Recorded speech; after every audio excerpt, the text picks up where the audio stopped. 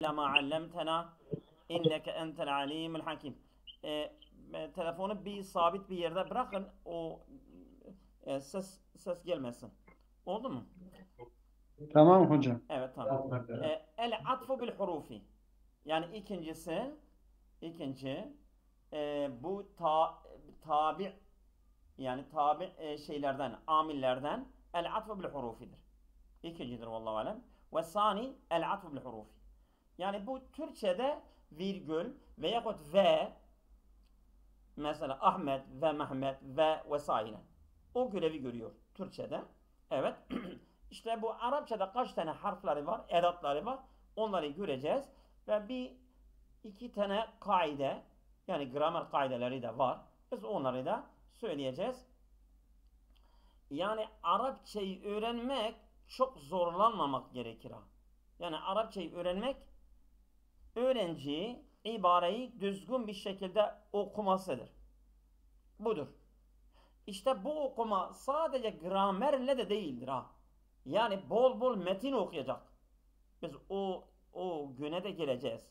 Mesela ben her biriniz biraz ibare vereceğim, okuyun bunu. İşte öğrenci okuduğunda ne kadar okursa o kadar ona güven kazanır ve serbest okuyacak yani ya. O ibarelere de geleceğiz inşallah ileride. Ve sani el atfu bil hurufi. Yani harflerle atıf. Nedir? Ve huve tabi'un yetevassatu beynehu ve beyne metbu'ihi ehadul hurufil aşreti. Yani tabi ile metbu'. Tabi ile metbu arasında gelen bu 10 harflerden biridir. Tabi metbu önce geliyor, tabi ondan sonra geliyor. Yani mesela imam ile me'mum gibi. Tamam mı? İşte imam ile me'mum arasında bir harfi atıf var. Tabi ile metbu arasında bir harfi atıf var. Örnekler gelecek. Biz örnekler üzerinde bunu uygulayacağız inşallah. İşte bu 10 harf nedir? Vehiyel vav. Bir tane vav'dır. Mesela vav ile fa arasında fark var. Mesela ca'e zeydun ve amrun dediğinde, ca'e zeydun ve amrun, Zeyd ile Amr birlikte geldiler. Yani her ikisi de geldiler. Yani birisi önce, birisi sonra fark etmez. Zeyd önce geldi, Amr önce geldi, fark etmez. Her ikisi de geldiler. Birlikte mi geldiler? Birisi önce, birisi sonra, fark etmez. Vav böyledir. Ama fa öyle değildir. Fa ca'e Zeydun fa Amr'ın. Ardı sıra Amr. Hemen Zeyd'den sonra hemen Amr geldi. Ve yani sonra arda, yani hemen, yani fazla terahi olmaksızın, yani fazla gecikmeksizin hemen amir geldi. Onun ardında hemen amir geldi. Ama sümme olsa, cae zeydun sümme amrun, orada bir gecikme var. Yani bir saat, 2 saat, bir gün vesaire, sümme terahi. Sümme yani el fauli ta'kibi ve sümme li terahi. Fa yani akibinde, ama sümme terahi yani gecikme. Yani mezeyd geldi ama biraz sonra, yani 1 saat, 2 saat veyahut kaç saat sonra amir de geldi. Hatta da onun farkı şudur. Hatta e, mesela ekeltü semekete hatta re'sat. Ben balık yedim ta yani başını kadar, oraya kadar da yedim. Bak, o da atıftır ama o yani şeyin sonuna kadar ifade ediyor hatta. Evet. Evet. Ve ev veya, ve veya. Mesela vav ve, ama ev veya. Cae Zeydun ev Amrun. Ecae Zeydun em Amr. Zeyd mi geldi veyahut Amr mi? Yani birisi. Biliyor birisi gelmiş ama hangisi? Bu veya bu. İşte bu ev Türkçe'de veya yerinde kullanılıyor. Ve emma taksim. Emma haza ve emma haza. O da taksim içindir. Taksim. Yani şimdi örneklerde gelecek. Emma haza ve emma haza mesela. Yani o da taksim ediyor ha. Evet. Ve em genelde vav'dan sonra geliyor. Em amrun em. Zeydun em amrun. Yani genelde em'den sonra hemze istifham geliyor. Zeydun em amrun. Zeyd mi amr mı? La da nefidir. Mesela ma darabtu Zeyden ve la amren. Zeyd'i de vurmadım, Amr'i de vurmadım. Vela. Gene de la'dan önce bir nefi edatı vardır. La'dan önce ayrı bir nefi edatı var. Mesela ma ekeltu tuffahan ve la muzen mesela. Ben ne bunu yedim ne bunu. Ne bunu yaptım ne bunu mesela. Belde zira. Yani sen bunu boş ver de buna bak. Lakin de istidrak. Mesela ca'el kavmu lakin amren lem yeci. Kavim geldi ama Amr gelmedi. Amr de kavmin birisidir ama o gelmedi. Fakat lakin. Evet. Devam edelim mi? Buraya kadar soracağınız bir şey var mı? Hocam bu emma ile imma arasında fark var mı? İmma. Bu emma vallahi alem emma'ya atıfedir ama imma bilmiyorum. İmma değildir bence. Yani buradaki kitapta imma yazıyor, onun için ben İmma mı söylüyorum. yazıyor? Amma. Evet. Öyle mi? Burada imma yazıyor. Bizden bakalım bir dakika. Ben başka bir nuskaya bakayım. Bende var burada. Bir dakika.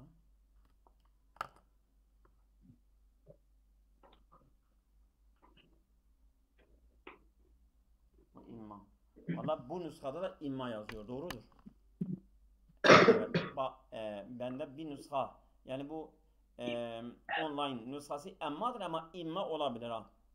İmma olabilir. Senin dediğin gibi imma olabilir. İmma. Evet. Benim başka bir nuskada imma yazıyor. Tamam hocam. Doğrudur. Tamam hocam. Devam ediyoruz. Evet. Ve izâ utife ale'z-zamîril merfû'il muttasıl. Şimdi biz atıftan bahsediyoruz değil mi? Zamiri raf bir de muttasıl. Bitişik raf zamiri yani mesela fail konumundaki bir zamire atıf ettiğimizden ne gerekiyor? Yecibu te'kiduhu bi munfasilin. Önce bir munfasıl zamirle tekit edeceğiz. Sonra ona atfedeceğiz. Yani direkt sen marfu'i muttasıl bir zamire yani tekit olmaksızın ona atıf olmaz. Yani Araplar öyle kullanıyorlar. Mesela örneğin Kur'an'da geçiyor ya diyor üskün ente ve zevcuke. Üskün orada gizli bir zamir var değil mi? Zamiri muttasıldır. O da gizlidir. Burada da mesela darabtu ene ve zeydun. Mesela darabtu ve zeydun. Sen ve zeydi darabtuya tu. O zamiri muttasıl faildir. Marfu'dur. Sen zeydi ona atıf ederken arada ene tekit yapacaksın sonra atfedeceksin. Yani darabtu ve zeydun Araplar kullanmıyorlar. Araplar böyle kullanıyor. Darabtu ene ve zeydun. Şimdi ene tu'nun tekididir. Zaten darabtu ben vurdum. Ene ben ve zeydun sonra zeyd. Sen ve zeydi tu'ya atıf etmek için önce ene tekid gelecek sonra ve zeydun ona atfedeceksin. Yani sen ve zeydun marfu olarak tu'ya atfet. Yani ben vurdum Zeyd de vurdu. Ben vurdum Zeyd de vurdu. Ben vurdum ben kendim eneyi de getiriyorsun. Sonra ve Zeyd'i getiriyorsun. Yani matuf olarak. Şimdi tu matufu aleyhidir. Zeyd de matuftur. Sen Zeyd'i tu'ya atfederken önce ene ile tu'yu tekit edeceksin. Sonra ve Zeyd'in ona atfedeceksin. Evet. İlla en yaka'a faslun ancak mesela tekit olmaksızın bir fasıl varsa yani arada mesela bir zarf, bir caru mecrur, bir harf girerse o da o tekidin yeri görüyor. Vazifesini görüyor. Atf yapabilirsin. Yani mesela Ene'nin Hocam dışında. burada kesinti oluyor da eğer mümkünse biraz daha tekrarlasam burayı. Alo. Ey, ey yekûne. Yani orada sizin internette var ya, dün de öyleydi, dün. Sizin internet zayıftır orada. Tam çekmiyor ha. Oldu mu? Doğrudur. Heh. Doğru. Yani müsait bir yerden, yani mesela modeme yakın veyahut nasıl diyeyim, yani tam çekecek, internet tam çekecek bir yerde olsa, yani benimki sabittir. Zaten ben telefonda okumuyorum, ben bilgisayarda okuyorum. Ondan sonra ben kablolu internetle okuyorum. Benimki de değildir. Sıkıntı oradadır ha. Oldu mu? Devam ediyoruz. Mesela darabtu ene ve zeydun dedik ya. Burada tekit yaptık. Demiri marfu'i muttasıl ene ile damiri munfasıl ve tekit yaptıktan sonra ona bir ma'tuf ve zeydun edebiliyoruz. Olmadan darabtu ve zeydun olmaz. Araplar böyle kullanmıyorlar. Darabtu ene ve zeydun kullanıyorlar. İlla en yaka'a faslun. Ama arada bir fasıl olsa, ayrı bir fasıl olursa olur. Feyecüzü terkuhu. Terkü tekidi, yani tekidi o yapmaksızın caiz olur yani. Mesela nahu darabtu el yevme ve zeydun. Şimdi el yevme enenin yerine geçmiştir. Orada bir ara var. Tu ile ve zeydun. Arada el yevm var. Zarftır. O tekid yerine geçmiştir. E'nin görevini görüyor. Tekrar yani bir ene ile tekillenmeye gerek yoktur. Darabtu el yevm ve zeydun diyebilirsin. Evet, anlaşılıyor mu? Alo. Alo. Evet hocam devam et. Devam edelim mi? Tamam hocam. Hı. Evet. Ve izâ utife aled-damîr. Bu bir kaide. Bir kaide. Yani şimdi arkadaşlar biz dersimizi bittikten sonra, kitabı kapattıktan sonra aklımızda ne suret aldı, o ders odur ha. Ben burada ne konuştuğum çok önemli değil. Sizin oradan ne anladığınız önemlidir. Yani metbu, ikinci metbu harfi atıftır. Harfi atıf, ma'tuf ile ma'tuf arasında bir edattır. 10 tane edatımız vardır. Vav, fa, sümme, hatta, ev, imma, em, la, bel, lakin. İşte bu bir kaide. İkinci kaide, eğer biz zamiri raf muttasıl, biz zamiri raf'a, biz atıf yapmak istersek, o muttasıl marfu' zamiri münfasıl bir zamirle tekit yaptıktan sonra ona atf edebiliriz. Örnek darabtu ene ve zeydun. Ancak eğer bu ma'tuf ile ma'tuf arasında, yani zamiri raf'i muttasıl tu ile ve zeydun arasında herhangi bir zarf gibi, el yevm gibi girerse, o da teekkid yerine görüyor, gerek yoktur. Darabtu el yevm ve zeydun. El yevm araya girmiştir, yeterlidir. İkinci kaide. Ve izâ utife ala zamiril mecruri. Sen yani mecrur bir zamire atıf yapmak istersen o zaman ne olur? Mesela marfu bir zamir biz söyledik. Tamam. Tekit yapacaksın. Ama mecrur bir zamire atıf yaparsan o nasıldır? Yani gramer bakımında Arap dilinde nasıl kullanıyorlar? U'idel gâfidu. O harfi cerri iade edeceksin. Yani nasıl sen ma'tufun başında getiriyorsun, sen ma'tufun aleyhi başına getiriyorsun, sen ma'tufun başına da getireceksin. O hafıdı. O yani cer harfi. Örneğin nehu marartu bike ve zeydin olmaz. Ve bi zeydin diyeceksin. Marartu bike ve zeydin. Şimdi bike bir harfi cerdir. Kaf mebnidir. Mahallen mecrurdur. Sen kafın üzerine bir isim atıf yapmak istersen ve zeydin örneğin, sen ve zeydin vav ile yetinmiyorsun. Sen bayi de tekrarlayacaksın. Ve bi zeydin diyeceksin. Marartu bike ve zeydin yanlıştır. Yanlış bir ifadedir. Araplara göre yanlış bir ifadedir. Marartu bike ve bi zeydin. O bayi hafiftir. Sen nasıl bike ma'tuf aleyh üzerinde vardır, sen ma'tuf bi Zeyd'in üzerine de getireceksin. Getirirsen yani senin cümlen düzgün olur. Gramer olarak düzgün olur. Tamam mı? Vel malu beyni ve beyneke. Değil mi? Vel malu beyni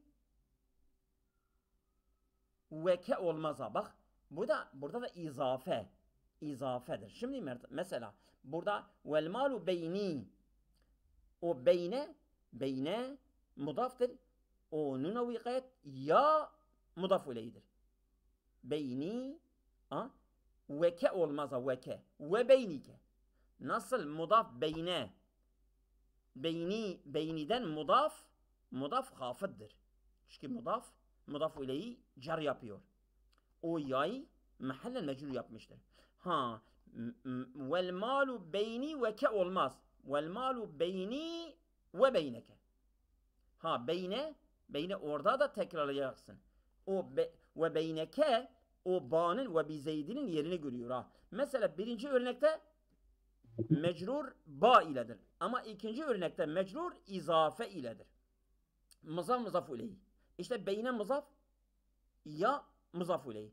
Ondan sonra beyne. Selam. Buyurun. Selam. Burada şey yapabiliyor muyuz? Bir şey sorabilir miyiz? Buyurun. Beyni ve iyyake desek olur mu? Ve iyyake olmaz. Şimdi aynı ameli getireceksin. Ve iyyake olmaz. Ve iyyake zaten o bir zamirdir. Yani buradan sen mudaf ileyhi nasıl ma'tuf aleyde varsa ma'tufta da olması lazım ha. Tamam mı? Vel malu beyni ve ke olmaz. Ve iyyake de olmaz. Ve beynike ve beyneke olacak yani. Ve beyne mudaftır. Kaf mudaf ileyhidir. Anlaşıldı. Buyurun. Anlaşıldı. Tamam hocam. Geçelim mi? Arkadaşlar geçelim mi yoksa yeter mi? Yani senin ve benim aramdaki var mı demek? Evet. Şimdi burada beyne Biraz daha devam ediyor. mudaftır. Bir dakika. Beyne mudaftır. Nuna vikayet ya mudaf ileyhidir. Ya mudaf ileyhi ise mahallel mecrurdur. Evet. Mahallel mecrur. Ve beyneke sen o yaya atfediyorsun. Beyni ve beyneke. Şimdi ve ke desen sadece vav ile kafı getirirsen olmaz. Sen mudaf ileyhi her ikisini getireceksin. Yani sen mudaf ileyhi atfedeceksin. Sen mudafu ileyhi sade mudafu ileyhi atıf olmaz. Mesela vel malu beyni ve ke olmaz. Vel malu beyni ve beyneke olacak. Ve beyneke de beyne mudaf kaf mudafu ileyhi mahalle mecrurdur. Oldu mu? Yani birinci örnekte mecrur ba iledir. İkinci örnekte mecrur izafe iledir. Oldu? Biz şeye kadar gelelim ya. Bu et-tekidu. Eğer müsaitseniz tekide kadar gelelim. Tamam hocam devam et. Tamam. Tamam. Vel ma'tufu fi hukmil ma'tufi aleyhi fima yecibu. Ma'tufu aleyhinin hükmündedir. Yani o mecrursa o mecrur. O marfu'sa o marfu. O mansubsa o mansub. Yani onun hükmündedir ha. Yani i'rab bakımında ma'tuf aleyhin hükmündedir. Ve yemteni'u lehu ve fîmâ yecibu ve yemteni'u lehu. Yani ma'tufu aleyhiye gerekli olan ve yasak olan şeyler ne varsa ma'tufu aleyhinin hakkında da geçerlidir. Oldu mu? Şimdi mesela örnekler üzerinde dikkat edelim. Mesela darabe fiil tu faal ve zeydun o da faaldir. Ve zeydun. Mesela darabtu ve zeydun. Darabtu el yevme zeydun. Aynı yani o marfu'dur, faaldir. Bu da marfu'dur, bu da faaldir. Mesela merartu bike ve bi zeydin. Ba harfi cer, kaf mahalle mecrurdur. Ve bi zeydin ba gene ba harfi cerdir. Zeydin lafzan mecrurdur. Mesela bike mahalle mecrurdur. Ama ve bi zeydin o lafzan mecrurdur. Ama fark etmez. Aynıdır yani ya. Ma'tuf aleyhin hükmündedir. o i'rab bakımından neyse ma'tufu aleyhi i'rab bakımından neyse ma'tufu aleyhi de i'rab bakımından aynı hükmündedir. O failse o fail, o mef'ulse o mef'ul, o mudaf ileyhse o mudaf ileyh. Oldu mu? Evet. Devam ediyoruz. Vel ma'tuf fi hükmü ma'tufi aleyhi ma'tufu aleyhin hükmündedir. Fîmâ yecibu ve yemteni'u lehu. Yani ma'tufu aleyhe gerekli olan ve yasak olan hükümler ne varsa ma'tufu aleyhinin onun hükmündedir. Değil mi? Devam ediyoruz. Ve yecuzu tabi bu arada biz dersi bittikten sonra da aklınıza takılan soruları sorarsınız. Müsaidiz. Hiçbir sıkıntı yok. Ve yecuzu atfu şey'eynin bi harfin vahidin ala ma'muley amilin vahidin bil ittifak. Oldu mu? Yani iki tane şey, yani birisi fail birisi mef'ul. Örneğin birisi fail birisi mef'ul. Bi harfin vahidin, bir vavle, örneğin bir vavle ala ma'muley amilin vahidin. Tek bir amil var ama onun iki tane ma'muli var. O mesela amil fiildir. Ma'muley iki tane ma'muli var. Bir de fail bir mef'ul. Ha sen bir fail bir mef'ulü bir fiilin failin ve mef'ulüne atıf yapabilirsin tek bir harfle vavle. Bil ittifak yani tüm alimlerinin görüş birliğiyle. Örneğin bak örneğe bakalım şimdi oturur. Nehu darabe Zeydun Amren ve Bekren ve Bekrun Haliden. Bak Zeyd Amre, Bekir de Halide vurdu. Şimdi vurdu tek bir amildir. Değil mi? Tek bir amildir. Burada harfi atıf vav'dır. Ama darabe fiil. Zeydun fail, Amren mef'uldür. Bir amilimiz var, darabedir. İki tane ma'muli var. Bir fail, bir mef'ul. Zeyd, Amr. Değil mi? Bir tane harfi atıf var, vav'dır. İki tane ma'mul. Ve Bekrun fail, Haliden mef'ul. Ha sen Bekrun Zeydun'a atfediyorsun. Haliden de Amren atfediyorsun. Şurada bir tane atıf edatımız var. İki tane ma'mulu ve Bekrun Haliden, iki tane ma'mula Zeydun Amren'e atfetmişiz. Hem de bir tane amil var ki darabedir. Oturdu mu? Oturmamışsa tekrar ben söyleyeceğim. Tamam hocam, devam et. Devam edelim mi? Evet. Tamam. وَلَا يَجُوزُ عَلَى مَعْمُولَيْ عَامِلَيْنٍ إِلَّا عِنْدَ تَقَدُّمِ الْجَارِ عَلَى رَأْيٍ. Tabi yani ala ma'muley amileynin. Yani iki tane ma'mul, iki tane amil var. Mesela bir geçen örnekte bir amil vardı, darabedir.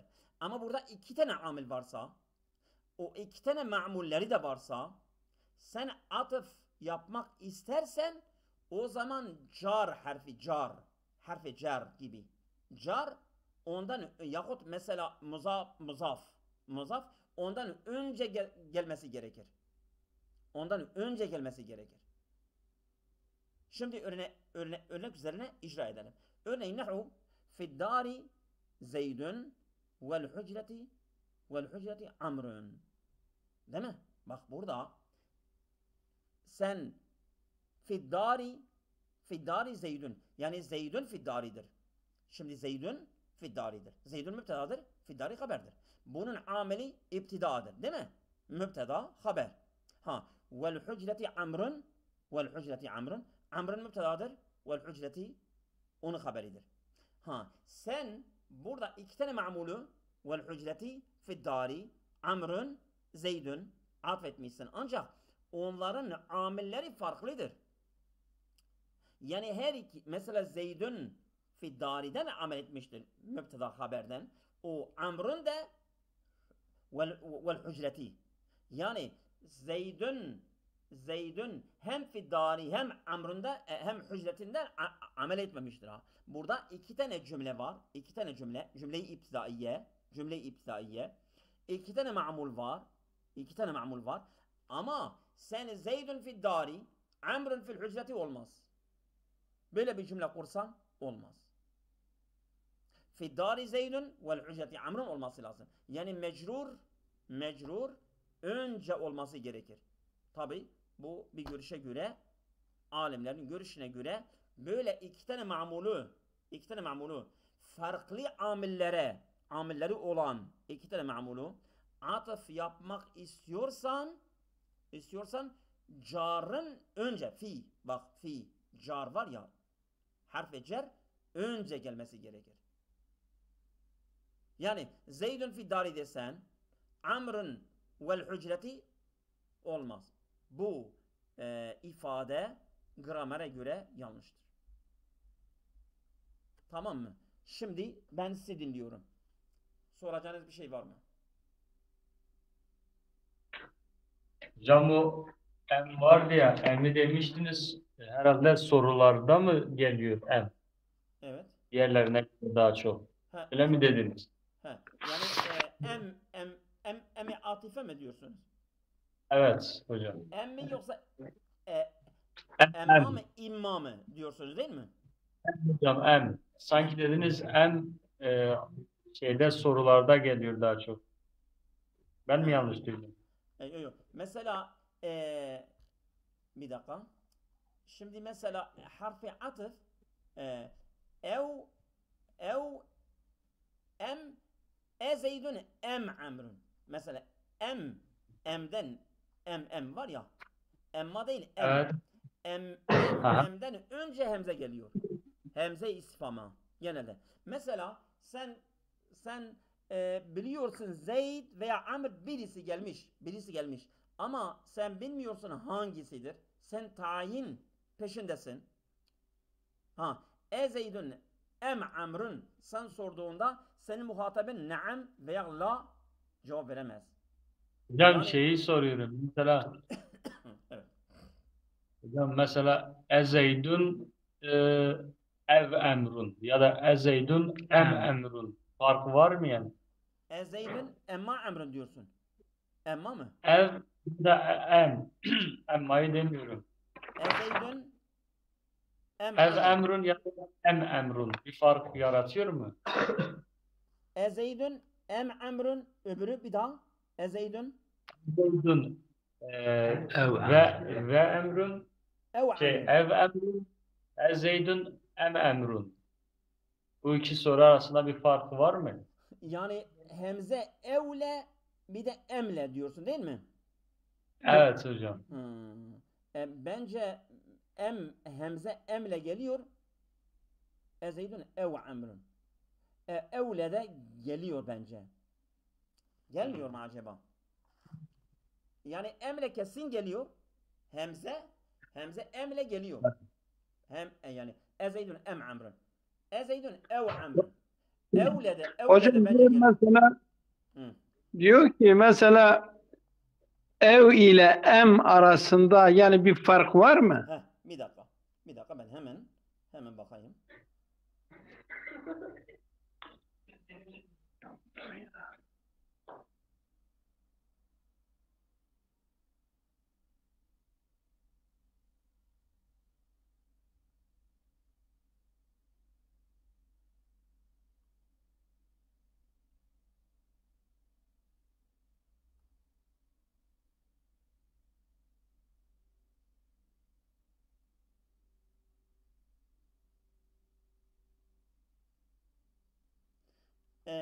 Yani